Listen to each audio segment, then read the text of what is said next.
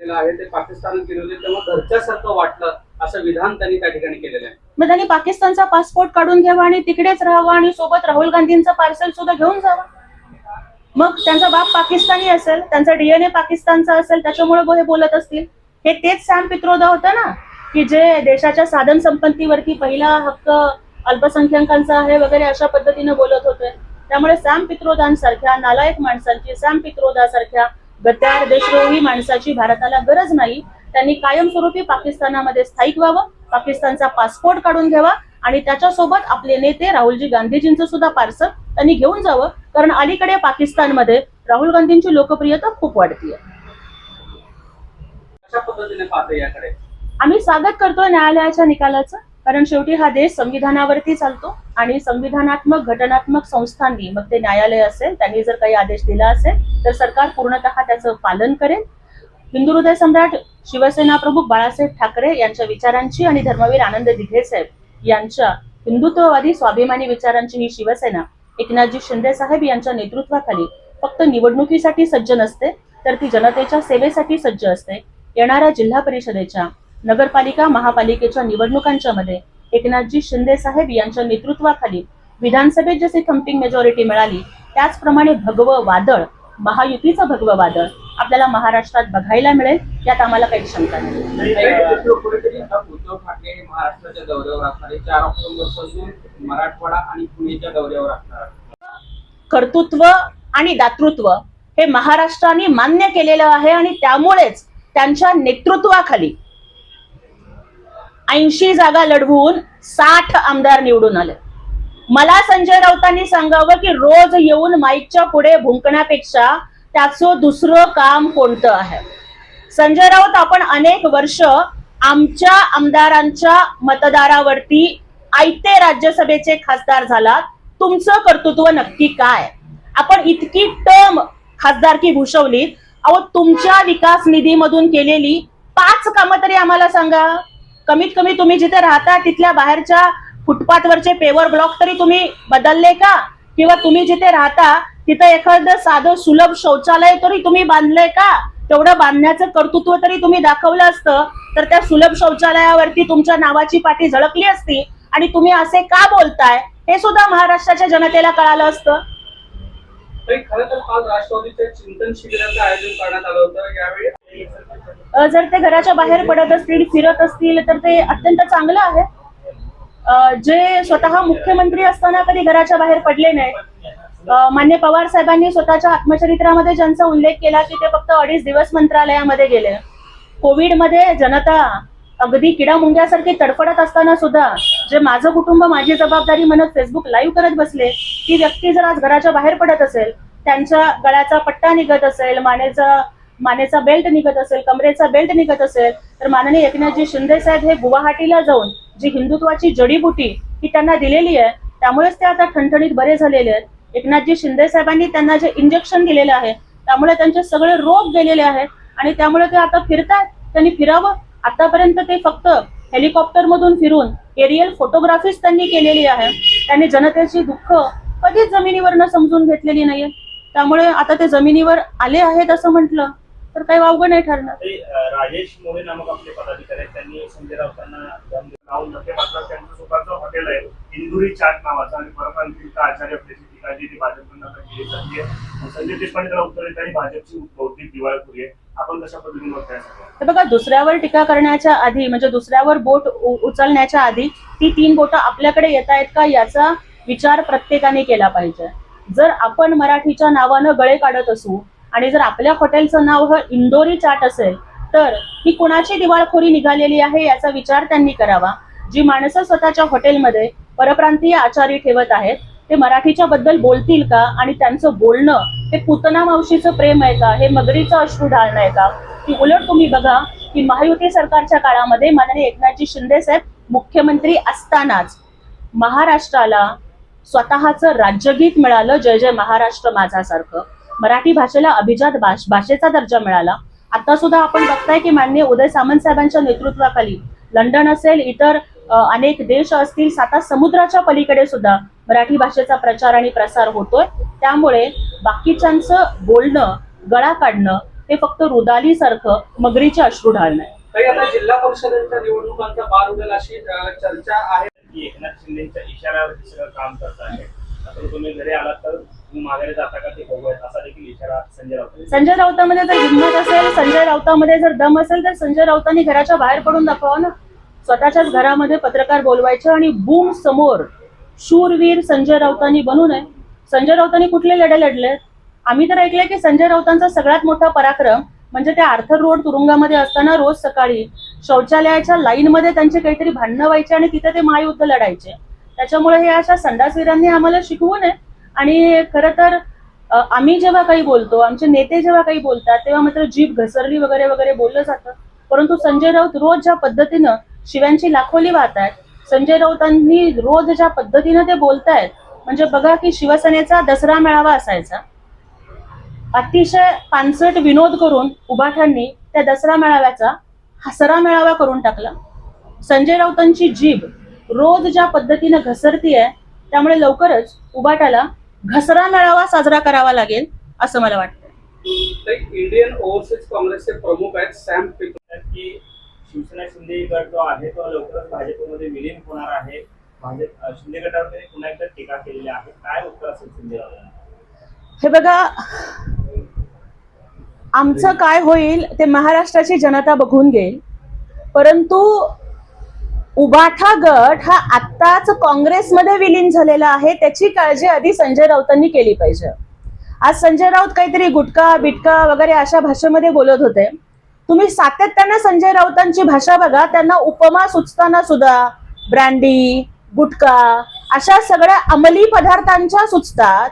मग अशा कुठल्या नशेच्या अंमलाखाली संजय राऊत आहेत हा प्रश्न मला विचारावा लागतो. आणि तुमच्या माध्यमातून अत्यंत जबाबदारीनं मी महाराष्ट्राला सांगू इच्छिते की संजय राऊत हे मक्कार आहेत आणि ही मक्कारी त्यांच्या नसानसामध्ये ना गांजासारखी भिनलेली आहे. त्यामुळेच महाराष्ट्राला प्रश्न पडतो की हा नक्की संजय राऊत आहे का गांजा राऊत आहे. संजय राऊतांनी आजच्या पत्रकार परिषदेमध्ये असंही म्हटलं की आम्हाला बाळासाहेब समजले नाहीत, आम्हाला दिघेसाहेब समजले नाहीत. अहो, एकनाथजी शिंदे साहेबांना आनंद दिघेसाहेब समजले, बाळासाहेब समजले, म्हणूनच त्यांनी हिंदुहृदय सम्राट बाळासाहेब ठाकरेंच्या विचाराची शिवसेना वाचवली. मला सांगा की संजय राऊत ज्या काँग्रेसला बाळासाहेबांनी आयुष्यभर शिव्या दिल्या त्या काँग्रेस बरोबर तुम्ही घरोबा करताय, त्या काँग्रेसची तुम्ही भांडी घासताय. तुम्हाला हिंदुहृदय सम्राट बाळासाहेब ठाकरे समजले. त्यामुळे आयत्या पिठावरती रेघोट्या ओढणाऱ्या, आमच्या 40 आमदारांच्या जीवावरती आयतं निवडून जाणाऱ्या, या आयत्या बिळावर नागोबा बनणाऱ्या संजय राऊतांनी जास्त फणफण करू नये. कारण या विषारी सापाचा फणा कसा ठेचायचा हे महाराष्ट्राला आणि शिवसैनिकाला खूप चांगलं माहिती आहे. क्योंकि फन कुचलने का हुनर भी हम रखते हैं जनाब, हम सांपों के डर से जंगल नहीं छोड़ा करते. कारण आम्हाला तुकाराम महाराजांनी शिकवलंय की भले तरी देऊ कासेची लंगोटी, नाठाळाचे माथी हाडू काठी. त्यामुळे संजय राऊतासारख्या नाठाळाला आणि खटाळ्याला वठणीवरती कसं आणायचं हे शिवसेनेला खूप चांगलं माहिती आहे. खरं तर संजय राऊतांच्या घराची सुरक्षा देखील आज वाढवण्यात आलेली आहे. कशा पद्धतीने बघता येईल? काय संजय राऊतांची मग फाटली का? घाबरले का संजय राऊत? मी कोणालाही घाबरत नाही असं म्हणणारे संजय राऊत मग का मग ही सुरक्षा घेताय तुम्ही? असेल हिंमत तर मग फिरा ना एकटे बाहेर, नाहीतर बाळासाहेबांचं नाव घेऊ नका. काही कुठेतरी शिवसेना आणि मनसेच्या युतीच्या चर्चा आहेत. मात्र आता प्रत्येक पक्ष आहे तो आपल्या आपल्या पद्धतीने स्थानिक स्वराज्य निवडणुकीची तयारी करतोय. मात्र शिवसेनेकडून आणि मनसेकडून युतीच्या संदर्भात आता सूचना दिल्या जात आहेत पदाधिकाऱ्यांना, कार्यकर्त्यांना शिबिराच्या माध्यमातून. कसं बघताय याकडे? हे बघा, आम्ही याच्याही आधी सांगितलं की कुणी कुणाशी युती करावी हा ज्यादा राजकीय प्रश्नाचा भाग आहे. देशाच्या संविधानानं प्रत्येकच माणसाला ते स्वातंत्र्य दिलेलं आहे. त्यामुळे कुणी कुणासोबत जावं, कुणी कुणासोबत निवडणूक लढवावी हा ज्यांचा त्यांचा प्रश्न.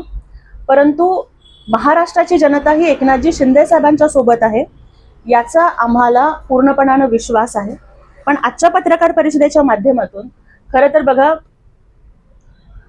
संजय राऊत हा कुणाला अमका डू म्हणतो, कुणाला तमका डू म्हणतो, पण हा संजय राऊत हा आंडू पांडू आहे. त्याला त्याच्या भाषेमध्ये उत्तर देता येतं, पण मी त्याच्यासारखी भाषा बोलून माझी जीभ विटाळून नाही घेणार. पण आज मला तुमच्या माध्यमातून महाराष्ट्राच्या समोर काही महत्त्वाचे प्रश्न उपस्थित करायचे आहेत आणि मला महाराष्ट्रातल्या तमाम जनमानसाला आवाहन करायचं आहे. 2 दिवसापासून हा संजय राऊत दिघे साहेबांवरती बोलतोय. धर्मवीर आनंद दिघे साहेब, ज्यांनी हिंदू हृदय सम्राट बाळासाहेब ठाकरेंना आपला गुरु मानलं, त्यांच्या एका शब्दाखातर आपला जीव पणाला लावला, आपलं रक्त सांडलं, आपली उभी हयात हिंदुत्वाच्या रक्षणासाठी घालवली, त्यांचा फोटो बाळासाहेबांच्या सोबत कसा, असा प्रश्न संजय राऊत तू विचारतायत ना महाराष्ट्राला. तर मला या ठिकाणी एकच विचारायचं आहे की इथे तुम्ही हा फोटो बघू शकताय. ही महाविकास आघाडीचे उमेदवार धीरज लिंगाडे यांच्या प्रचाराचं बॅनर आहे आणि मग याच्यामध्ये सुरुवातीलाच इथे राजीव गांधी आहे, तिथे सोनिया गांधी आहेत आणि अगदी कोपऱ्याला अत्यंत छोटा फोटो हा बाळासाहेबांचा टाकलेला आहे. मग संजय राऊतांना हे चालतं का? म्हणजे ज्या सोनिया गांधींच्या परदेशी असण्यावरून हिंदू हृदय सम्राट बाळासाहेब ठाकरेंनी त्यांचा विरोध केला. पवार साहेबांचा आम्ही आदर करतो, परंतु बाळासाहेब ठाकरे हे पवार साहेबांना काय काय बोलायचे हे महाराष्ट्राला माहितीये. त्या पवार साहेबांच्या सोबत तुम्हाला बाळासाहेबांचा फोटो चालतो, तुम्हाला राहुल गांधींच्या सोबत बाळासाहेब ठाकरेंचा फोटो चालतो, तुम्हाला राजीव गांधींच्या सोबत हिंदू हृदय सम्राटांचा फोटो चालतो. मग फक्त दिघे साहेबांच्या नावाची अलर्जी संजय राऊतला का असावी? याच्या पुढचं एक बॅनर मी तुम्हाला दाखवतेय की हे बघा, आदरणीय रश्मी वहिनींचा हा बॅनर आपण बघू शकता. आणि मग ह्याचा फोटो मोठा, त्याचा फोटो छोटा, मग ह्याचं कर्तृत्व तुम्ही खुज करता, त्याचं कर्तृत्व मग तुम्ही खुज करता. मग इथे सगळ्या महाराष्ट्रातल्या सगळ्या शिवसैनिकांनी, हिंदू हृदय सम्राटांच्या वरती प्रेम करणाऱ्या सगळ्या महाराष्ट्रातल्या लोकांनी हा फोटो बघावा आणि ह्याच्यामध्ये हिंदू हृदय सम्राट बाळासाहेब ठाकरेंचा फोटो केवढा आहे आणि आदरणीय राज्यवहिनी रश्मी वहिनींचा फोटो केवढा आहे हे बघून घ्या. मग हे संजय राऊतांना चालतं का? त्याच्यानंतर आपण हा अजून महाविकास आघाडीच्या मेळाव्याचा फोटो बघतोय. यामध्ये सोन्याचा चमचा घेऊन तो जन्माला आलेले आदित्यजींचा फोटो हा केवढा आहे आणि हिंदू हृदय सम्राट बाळासाहेब ठाकरेंचा फोटो केवढा आहे हे जरा राऊतांनी डोळे उघडून बघावं. त्याच्यानंतर हे बघा, असे भरपूर बॅनर आहेत आणि अशा भरपूर गोष्टी मी तुम्हाला दाखवू शकते. म्हणजे ह्यांना हिंदू हृदय सम्राट बाळासाहेब ठाकरेंचा फोटो हा कुणाबरोबरही चालतो, मग तो छोटा असला तरी चालतो, पण फक्त धर्मवीर आनंद दिघे साहेब आणि एकनाथजी शिंदे साहेब यांना तुम्ही टार्गेट करणार का? का ते मोठ्या बापाची पोरं नाहीयेत म्हणून? का कुठलाही वारसा नसताना त्यांनी राजकारणामध्ये स्वतःचं अस्तित्व निर्माण केलं म्हणून? का आमची आडनावं मोठी नाहीयेत म्हणून? संजय राऊत, माणसाचं आडनाव ब्रँडेड असून चालत नाही, त्याचं कर्तृत्व ब्रँडेड असावं लागतं आणि ते शिंदे साहेबांचं आहे. आणि त्याच्याही पलीकडे जाऊन या लोकांनी कहर काय केला की तुम्ही हा बॅनर बघू शकताय. अरे त्या अबू आझमीचा प्रचार, त्या अबू आझमीच्या प्रचाराचे बॅनर आणि त्याच्यावरती उद्धव ठाकरेंचा फोटो. अबू आझमीच्या प्रचारासाठी तिथे सभा जाऊन कोण घेणार? संजय राऊत. अरे हाच अबू आझमी होता ना की जो अबू आझमी औरंग्याला आपला बाप मानतो? हाच अबू आझमी होता ना की जो अबू आझमी औरंग्याला उत्तम प्रशासक म्हणतो, औरंग्याच्या काळामध्ये भारत सोने की चिडिया होती असं म्हणतो. म्हणजे औरंग्याच्या कबरीवरती मुजरे करणारा अबू आझमी तुम्हाला चालतो, परंतु धर्मवीर दिघे साहेब तुम्हाला चालत नाही. इतका जळफळाट तुमचा, इतका द्वेष तुम्ही त्यांचा करताय.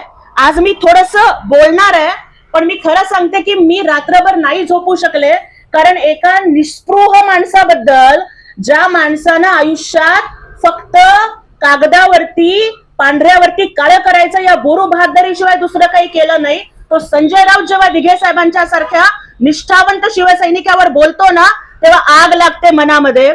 त्यामुळे आज मी बोलणार आहे आणि माझ्या मनातलं बोलणार आहे. तर मला या ठिकाणी विचारायचंय की दिघे साहेबांना जाऊन 24 वर्ष झाले, पण तरी सुद्धा लोक अजूनही त्यांच्या अस्तित्वावरती जळतायत. दिघे साहेब आयुष्यभर अविवाहित राहिले. शाखा हेच माझं माहेरघर आणि शिवसैनिक हेच माझे नातेवाईक, हे ब्रीदवाक्य त्यांनी आयुष्यभर जपलं. अहो या माणसाने आयुष्यभर स्वतःच्या संसाराची वीट सुद्धा रचली नाही, पण शिवसेनेचा बालेकिल्ला ठाण्यात उभा केला.